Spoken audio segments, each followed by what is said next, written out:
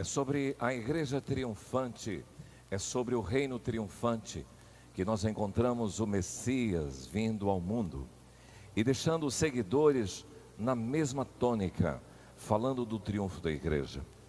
Paulo, quando ele foi levado a Roma e estava prisioneiro junto com um centurião, um soldado romano, ele ficou ali recebendo algumas pessoas. Também ele recebeu alguns judeus influentes que queriam saber acerca dos ensinos de Paulo. O texto bíblico registra em Atos 28 de que Paulo passou por 2 anos ensinando naquele lugar. E sabe qual era a temática da abordagem de Paulo? O reino de Deus. O reino de Deus. O reino de Deus foi um dos temas principais dos servos de Jesus Cristo, especialmente de Paulo. Percebemos aí que nós devemos aprender a trilhar neste mundo de forma a objetivar o reino. É isso que Jesus nos ensina, que a vida é mais do que o pão e alimento.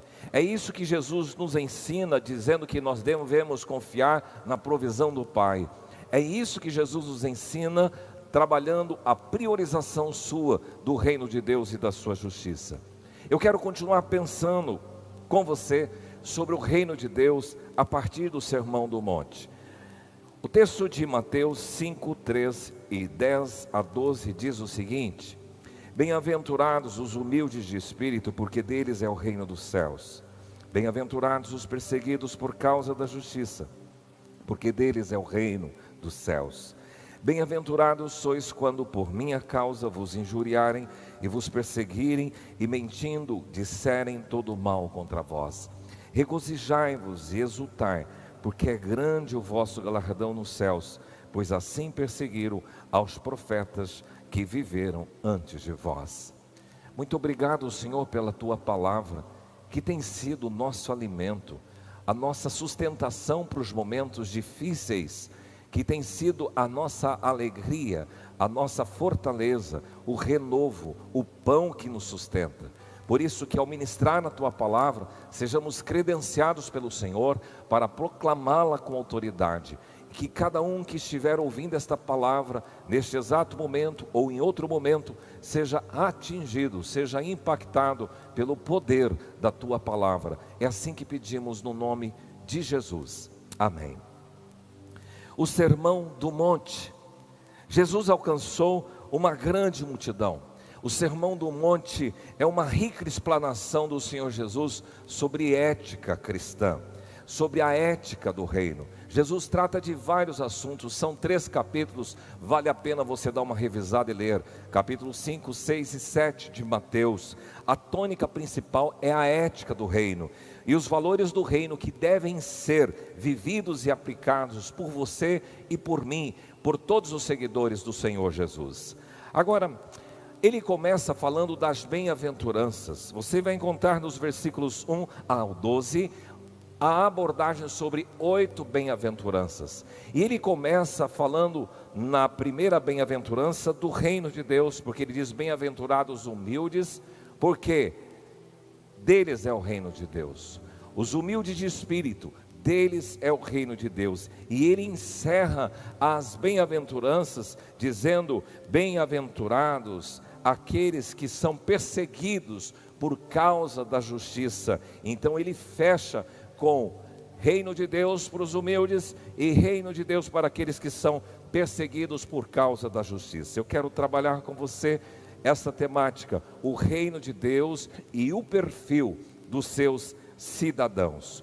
Quando nós falamos de perfil de uma pessoa, nós estamos tratando da sua silhueta, dos seus traços, das suas características, dos seus predicativos, do estilo de uma pessoa, aspectos, contornos e também feições de uma certa pessoa. Existe, na verdade, um perfil que a Bíblia realça, que caracteriza aquele cidadão do reino dos céus, aquele que vai morar no céu, aquele que vai compor o reino de Deus. Os cidadãos, quando você olha para esta palavra, você vai dizer que é um habitante de uma cidade, mas o cidadão é um indivíduo que usufrui de direitos políticos e civis garantido pelo Estado e que desempenha deveres também a ele atribuídos. Então, o cidadão é um agente atuante de uma sociedade, como morador, como participante, como aquele que interage, como aquele que é integrante. Alguns anos atrás eu tive o privilégio de ganhar o título de cidadão douradense. Eu nasci em São Paulo, sou paulistano, mas eu tive esse privilégio de, através da Câmara Legislativa, receber esse título. Me senti muito honrado por poder fazer, já dos meus 33 anos de Dourados, parte da sua história. Paulo também fala da sua cidadania romana, quando o comandante chegou para ele e perguntou: Paulo, és tu romano? Ele disse: eu sou. E o comandante disse: a mim me custou grande soma de dinheiro esse título de cidadão, disse Paulo, pois eu tenho por direito de nascimento. Aqueles que já receberam o Senhor Jesus Cristo, eles fazem parte da cidadania celestial. E eles então têm um perfil característico, esse perfil é descrito nas Escrituras Sagradas. Por exemplo, quando você percebe na palavra de Deus qual é este perfil do cidadão do reino de Deus, você vai encontrar, por exemplo, Salmo 15, que diz o seguinte: quem, Senhor, habitará no teu tabernáculo? Quem há de morar no teu santo monte? E ele começa a descrever um perfil: aquele que vive com integridade, aquele que pratica a justiça, aquele que não difama, aquele que não faz mal ao próximo, aquele que não lança injúria, aquele que tem por desprezível as coisas reprováveis, aqueles que honram e temem, aqueles que temem ao Senhor, aquele que jura com dano próprio e não se retrata, aquele que não empresta o seu dinheiro com usura para ganhar e oprimir o seu irmão, e nem aquele que aceita suborno contra o inocente. Este é um tipo de descrição do cidadão do céu. Mas o Salmo 24 também descreve: quem subirá no monte do Senhor? Quem há de permanecer no seu santo lugar? E ele descreve aquele que é limpo de mãos e aquele que é puro de coração e que também não entrega a sua alma à falsidade e nem jura dolosamente. Nas palavras de Jesus e Nicodemos, o perfil do morador do reino dos céus, do cidadão dos céus, é aquele que é nascido de novo, porque Jesus deixa estampado: Nicodemos, se você não nascer de novo, você não pode ver o reino de Deus. Então esses textos, Salmo 15, Salmo 24, a abordagem de Jesus para Nicodemos, nos dão algumas pistas sobre a silhueta, sobre o perfil do cidadão dos céus. Mas Jesus aqui, no Sermão do Monte, ele acrescenta duas outras características deste perfil do cidadão dos céus. Quando ele diz que os cidadãos dos céus são humildes de espírito e os cidadãos dos céus são perseguidos por causa da justiça. E eu quero conversar com vocês sobre essas duas características que compõem o perfil do cidadão dos céus. Comecemos com esta: bem-aventurados os humildes de espírito. No versículo 13 do Mateus 5, nós encontramos a orientação de Jesus nas suas bem-aventuranças, e eu quero olhar as características, olhar o que é que a Bíblia diz sobre os humildes, sobre a humildade, sobre este perfil daqueles que fazem parte do reino dos céus. Jesus é o maior exemplo de humildade, o maior exemplo que este mundo já conheceu. No próprio ensino de Jesus Cristo, ele reconheceu isso, quando em Lucas capítulo 14, 11, ele diz assim: pois todo o que se exalta será humilhado, e o que se humilha será exaltado. Jesus não só ensinou, como ele internalizou, ele vivenciou essa característica de um cidadão do reino, porque a Bíblia diz que ele se humilhou, ele se esvaziou, e depois o Pai o exaltou. Esta é a palavra de Paulo em Filipenses 2, 5 até 11. Jesus viveu o que pregou, e a gente confirma isso pela própria atitude dele, e o que Paulo depois ratifica quando escreve à igreja de Filipos. Jesus se esvaziou, se humilhou, essa é a atitude dele, e o Pai o exalta. Este é o princípio, e é o maior exemplo que nós encontramos de humildade e de ser humilde. E Paulo recomenda na sua carta: tende o mesmo sentimento que houve em Cristo Jesus. Seja humilde. Os humildes de espírito, a palavra utilizada na língua grega é pitochos, e esta palavra tem um significado muito aberto, muito amplo. Por exemplo, ela diz que aquele que é reduzido à pobreza, à mendicância, aquele que pede esmola, aquele que é destituído de provisão e de riqueza, de influência, de posição e de honra. Também é aquele que é humilde, que é aflito, que é destituído de virtudes. É um desamparado, é um impotente para realizar um objetivo. É uma pessoa caracterizada como pobre, como indigente, necessitada em todos os seus sentidos. Outra tradução das Escrituras Sagradas não fala humildes de espírito, mas diz pobres de espírito. São aqueles, portanto, que reconhecem a sua insignificância, aqueles que são despojados de qualquer ostentação, de qualquer posição nesse mundo, e por isso são conscientes da sua completa dependência de Deus, aqueles que atribuem a Deus o seu total, pleno e completo amparo. São aqueles que passam por esvaziamento. Então veja que Jesus começa nas suas bem-aventuranças com esse esvaziamento. Bem-aventurados os humildes de espírito, porque deles é o reino dos céus. Só quem se esvazia pode ser plenificado, pode ser enchido, pode ser cheio, e cheio da presença do Espírito Santo. Mas outra coisa a considerar é os humildes e a humildade na Bíblia.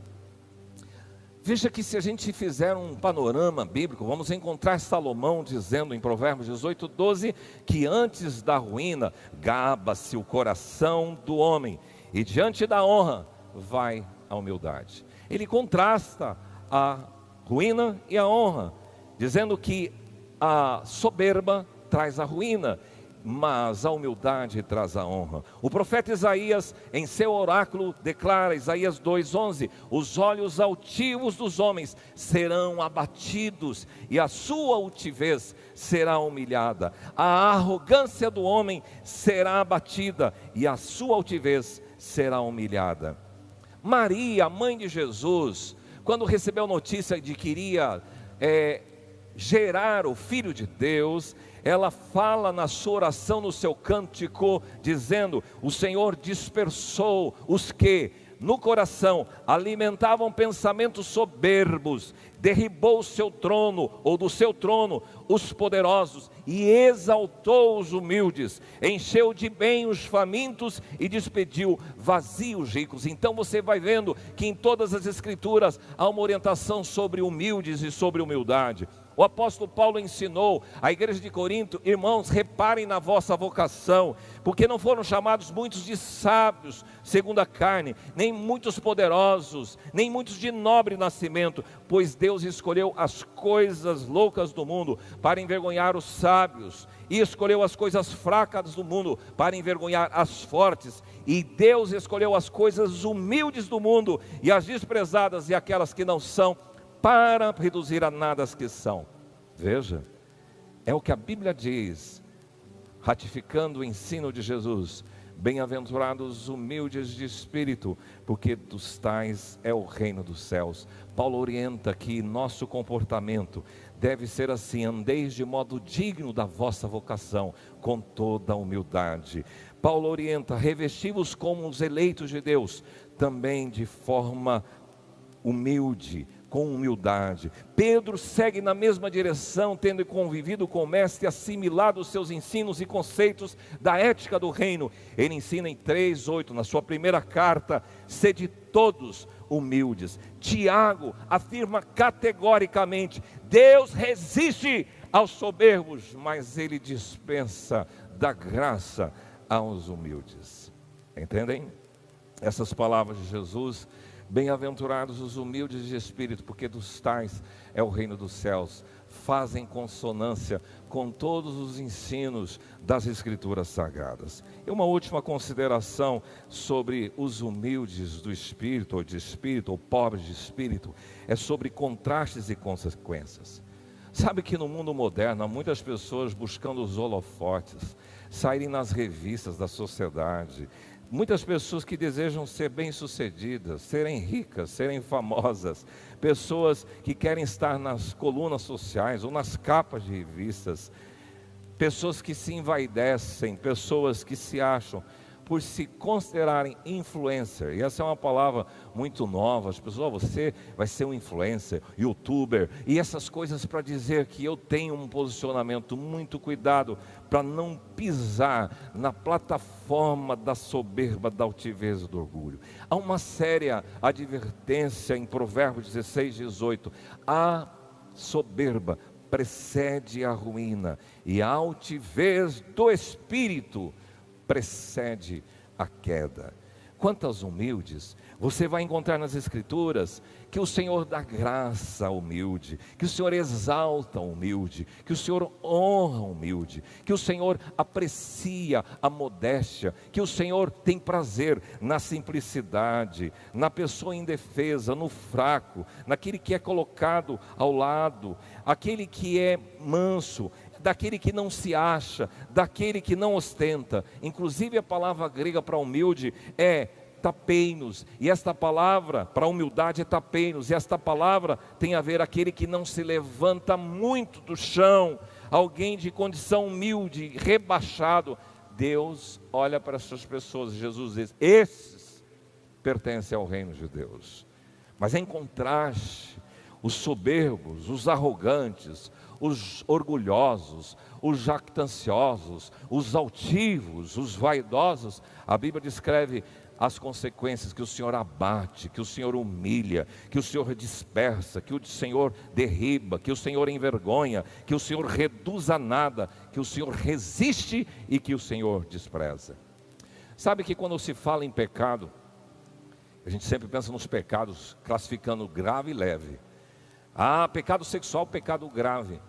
E alguns desconsideram o pecado da língua, alguns desconsideram outros tipos de pecado, como orgulho, por exemplo. Orgulho é pecado? Sim. Achei muito interessante que nessa semana saiu uma reportagem de um pastor chamado Todd Wagner, que ele atuou por mais de 20 anos na liderança da Watermark Community Church em Dallas, no Texas, nos Estados Unidos. No domingo passado, dia 6 de setembro, ele anunciou que está se afastando temporariamente do púlpito por conta da prática do pecado do orgulho.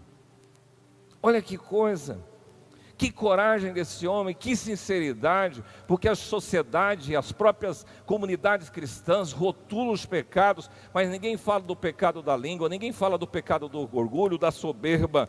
E Jesus está dizendo isso: bem-aventurados os humildes, porque deles é o reino de Deus, o reino dos céus.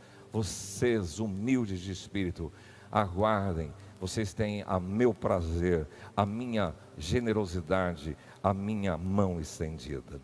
Mas, além de ser humilde de espírito, no perfil do cidadão dos céus, Jesus faz menção na 8ª bem-aventurança: bem-aventurados os perseguidos por causa da justiça. Nesta palavra, o que é que a Bíblia tem a dizer sobre justiça? O que é ser perseguido por causa da justiça? Eu queria pensar algumas coisas com você sobre isso. Primeiro, ser perseguido. Jesus já advertira os seus discípulos: eis envio vocês como ovelhas no meio de lobos. Acautelai-vos dos homens, das pessoas, porque essas pessoas, esses homens vão entregar vocês nos tribunais e vos açoitarão nas suas sinagogas. Por minha causa, disse Jesus, vocês serão levados à presença de governadores e de reis. Um irmão vai entregar à morte o outro irmão, o pai ao filho. Filhos haverá que se levantarão contra os progenitores e os matarão. Sereis odiados por causa do meu nome. Jesus já advertira que andar na presença dele, ter aliança com ele, traz implicações para a sua vida se você levar a vida no mesmo modelo que Jesus viveu. Na história do cristianismo, você vai se deparar com muitas cenas de perseguição.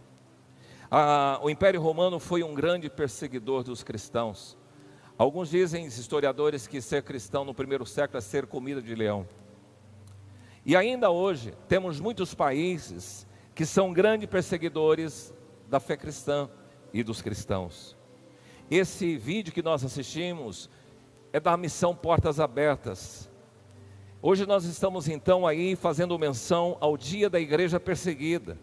Eu sou do tempo do livro O Contrabandista de Deus, irmão André, que ele viajava naqueles países comunistas, onde a Bíblia era proibida, onde falar de Jesus era proibido. Ele enchia o seu fusquinha de Bíblias, passava nas fronteiras, e de uma forma miraculosa, o Senhor o livrava de todo tipo de perseguição. Interessante que eu ouvi esse homem ao vivo num dos encontros em pastores e líderes sobre as suas experiências que Deus dera a esta pessoa, mas ele é testemunha e foi testemunha viva da perseguição implacável de alguns países denominados cortinas de ferro. Inclusive essa expressão cortina de ferro é uma expressão que Churchill, em 1946, esse primeiro-ministro britânico, tarjou. Designava a divisão da Europa entre Europa Oriental e Europa Ocidental. E as duas Europas tinham influências distintas. Se a Europa Oriental estava sob o domínio da União Soviética, da Alemanha Oriental, Polônia, Tchecoslováquia, Hungria, Bulgária e Romênia que prevalecia, a Europa Ocidental se mantinha independente, os países vinculados à Europa Ocidental, e formavam um bloco político que era coordenado pelos Estados Unidos.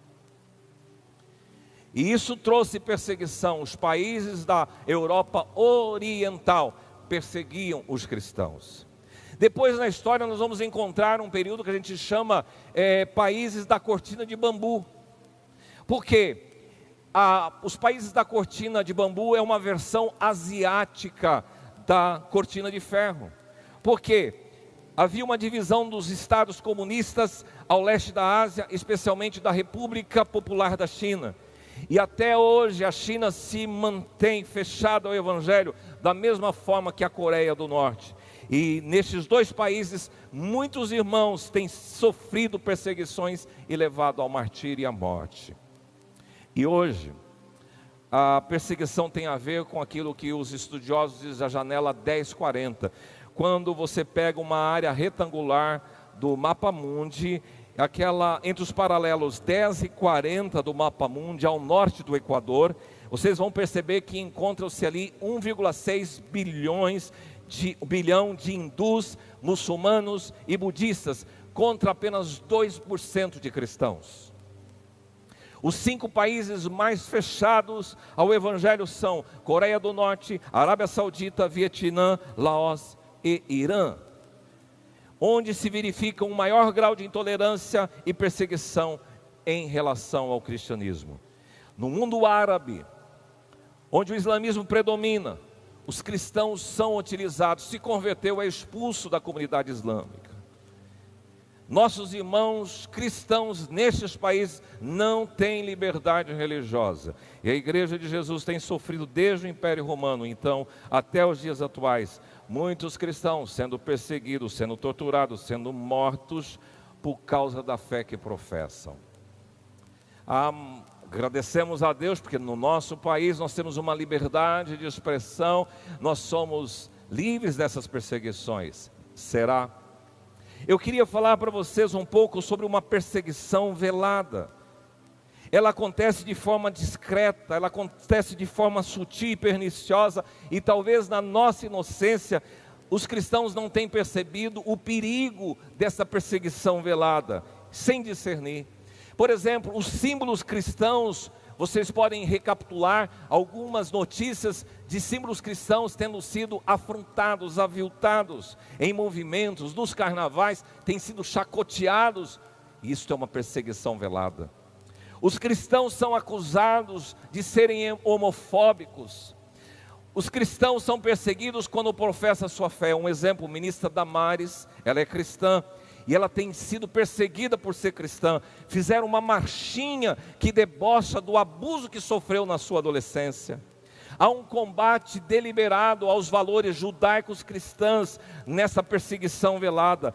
porque eles destroem a família, nós a chamamos a família de célula máter da sociedade, e estes propõem uma nova moral relativizada, uma reengenharia social, e é isso que a gente vê nas mídias, vê nas propagandas, vê na TV. Isso é perseguição velada. A Secretaria de Educação do Governo do Estado de São Paulo recentemente propôs uma mudança no calendário chamado cristão. Agora nós não vamos dividir mais antes de Cristo e depois de Cristo. A proposta é um calendário mais neutro, sem referência religiosa. É alterar para AEC e DEC, antes da Era Comum e depois da Era Comum.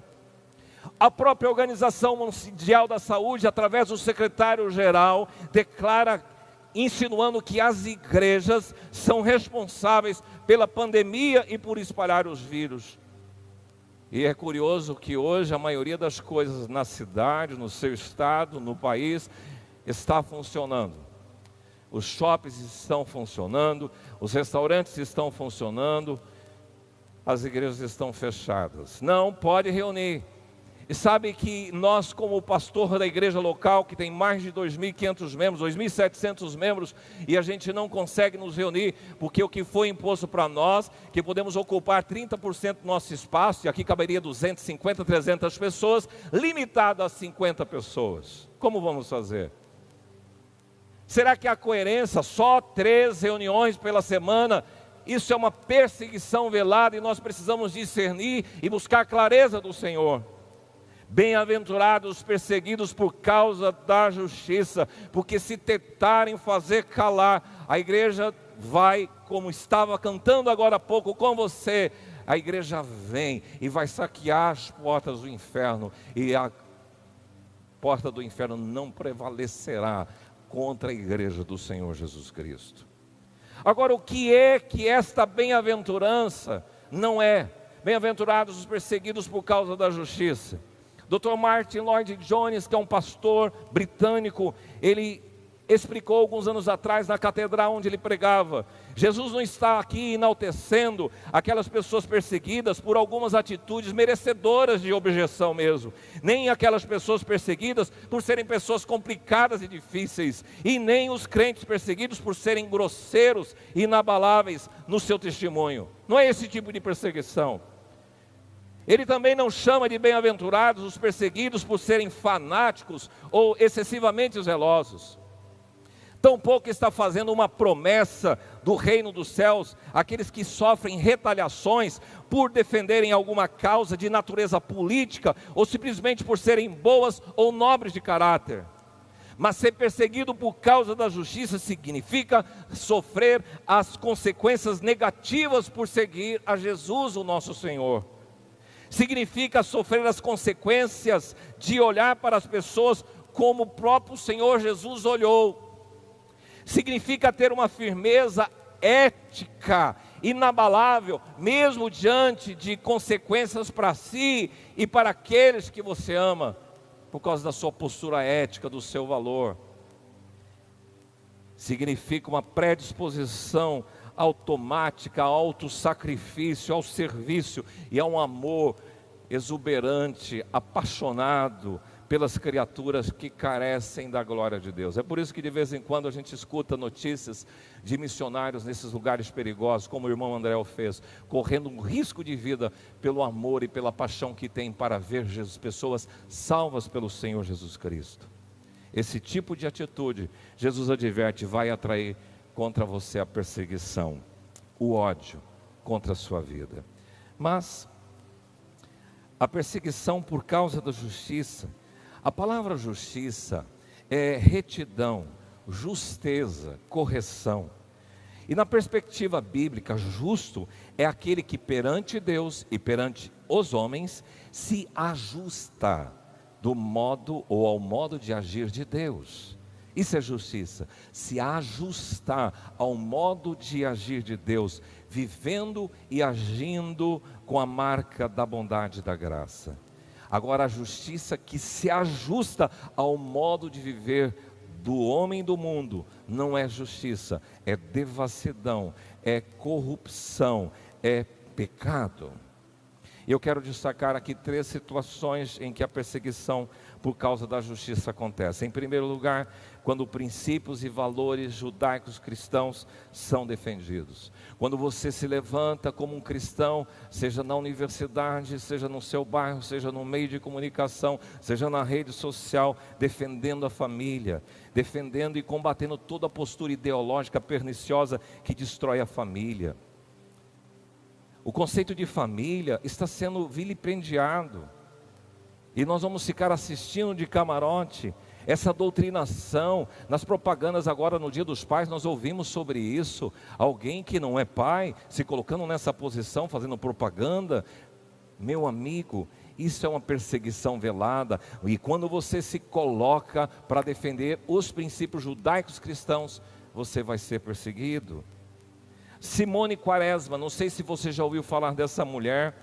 A justiça proibiu os livros e palestras de Simone Quaresma. Pode olhar lá no YouTube e procurar no Google, porque ela fez uma abordagem na perspectiva cristã sobre disciplina, sobre educação de filhos. Sabe o que fizeram? A justiça proibiu a venda do livro, retirou os vídeos da rede social por causa do assunto que tratava. Ela teve objetos particulares recolhidos e o livro foi proibido de ser vendido.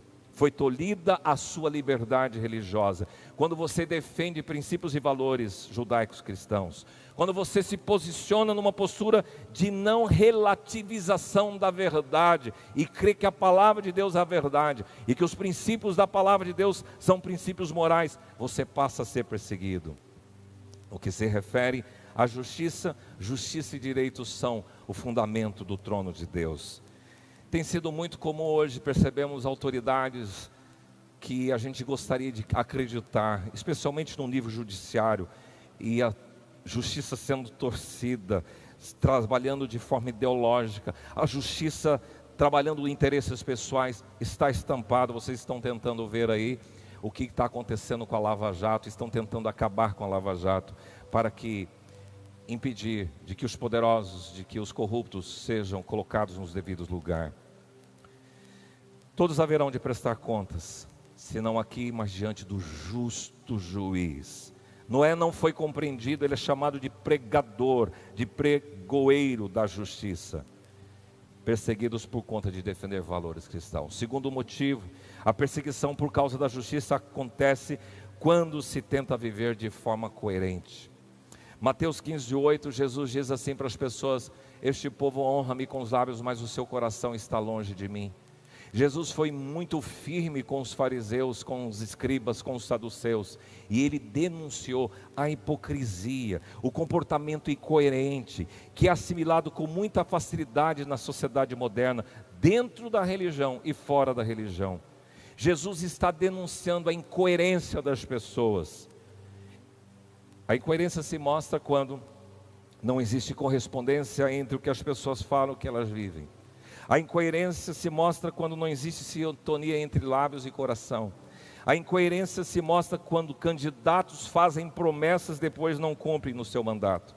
A incoerência se mostra quando as pessoas realizam qualquer coisa, mesmo com o objetivo de melhorias na cidade, mas com fins eleitoreiros para tirar proveitos e dividendos. A incoerência se mostra quando existe a evidência de um comportamento hipócrita e de fachada, a predominância de autoritarismo, de manipulação e de imposição, quando há conchavos políticos maldosos, destrutivos e prejudiciais. Isto é incoerência, quando os interesses pessoais ou de grupos prevalecem, dando costas a princípios da verdade, da justiça, da equidade, amor e graça. Jesus combateu este comportamento na sociedade de seu tempo. E em terceiro e último lugar, a perseguição por causa da justiça, quando há uma postura de inconformação. Não se conformar, não se amoldar, não se tornar um mero espectador da história, não agir de forma passiva, vendo a banda atropelar, nem é passar, a banda atropelar e nós ficarmos passivos. Jesus agiu com santa indignação quando entrou na casa de oração, que estava sendo um covil de salteadores, um lugar de mercado, um lugar de balbúrdia. E ele entra e diz: esta casa será chamada casa de oração. A justiça não se conforma com a corrupção, com a opressão, com a impunidade, com a injustiça. Jesus se mostra inconformado, e ele fala assim para aqueles que eram fariseus: vocês atam pesados fardos nas costas das pessoas e vocês mesmos não carregam. Vocês amam os primeiros lugares, querem ser vistos por todas as pessoas, fazem saudações bonitas nas praças, orações espetaculares. Vocês, fariseus hipócritas, que dão dízimo do cominho, da hortelã, doendo, dessas pequeninas coisas, mas vocês esquecem as coisas mais importantes da lei, que é a justiça, a misericórdia e a fé. Pode continuar dando dízimo do endo, do cominho, mas jamais esqueça da justiça, da misericórdia, da fé, porque senão você vai ser chamado de guia cego, cheio de hipocrisia, que como mosquito engole camelo. O cidadão do reino dos céus, ele não é conivente com a injustiça, com a corrupção, com a mentira. Meu amigo, se você ocupa posições estratégicas, políticas, econômicas, muito cuidado com o tipo de podridão que o cidadão do mundo vive. O cidadão do reino vive no outro patamar ético. Todos quantos quiserem viver piedosamente em Cristo Jesus serão perseguidos. O reino de Deus e o perfil dos seus cidadãos. A Bíblia trata do perfil do cidadão dos céus. Jesus, nas bem-aventuranças, declara que o reino dos céus é dos humildes, dos perseguidos por causa da justiça. Como cidadão do céu que vive provisoriamente neste mundo, você é convidado a ser humilde.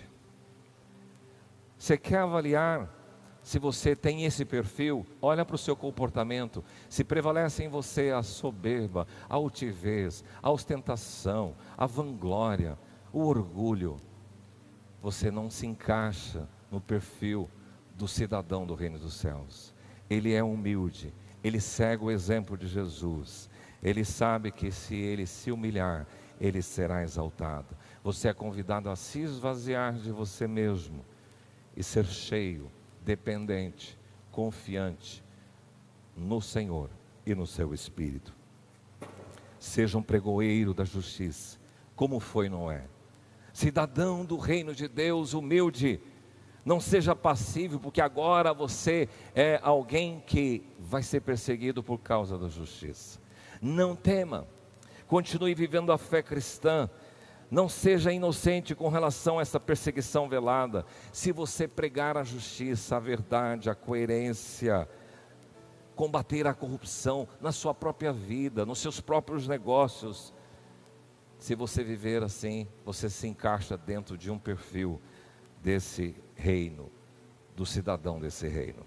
Justo é aquele que perante Deus e os homens se ajusta o modo de agir de Deus, viver como o Senhor viveu e agir com bondade, graça e amor. Feche os seus olhos. Pai,